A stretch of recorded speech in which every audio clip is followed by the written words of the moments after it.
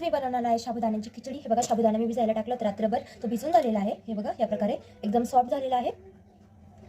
मी आता ठेवणार आहे कढई, गॅस चालू करणार आहे।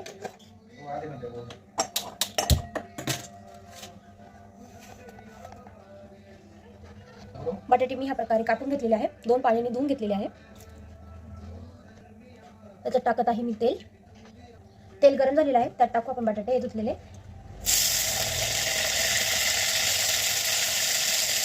सगळे बटाटे टाकून झालेले आहे, त्याला फिरून घेते मी। तेलातच तळू द्यायचे हे बटाटे। त्याच्यात आपण टाकू थोडंसं मीठ, हे बघ थोडंच टाकलेलं आहे, आणि मीडियम गॅसवर होऊ देऊ आणि फ्राय करू।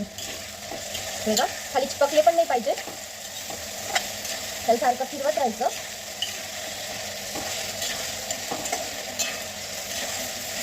आपण उकडेल बटाटा नाही यूज करायचा खिचडीमध्ये, मी कच्च्या बटाट्याचं कसून करणार आहे खिचडी, तेलामध्ये फ्राय करणार आहे।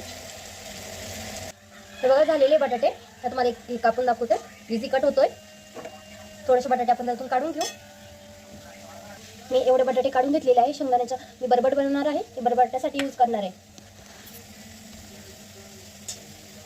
मी याच्यात टाकणार आहे साबुदाणा, मीठ थोडंच टाकलं त्याच्यामुळे आता परफेक्ट थोडंसं टाकणार आहे, थोडं एक्स्ट्रा। त्याला मिक्स करून घेते।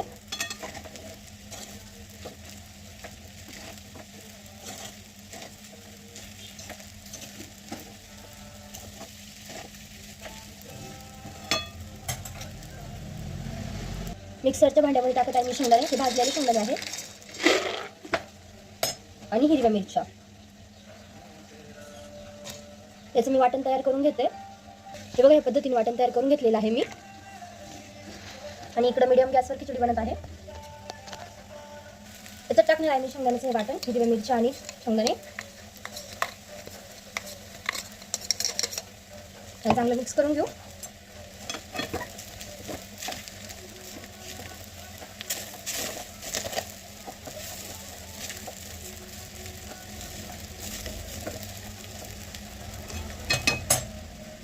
रेडी आहे आपली खिचडी। हे बघा, अशी प्रकारे शिजू द्यायची, त्याला कच्ची अजिबात नाही ठेवायची।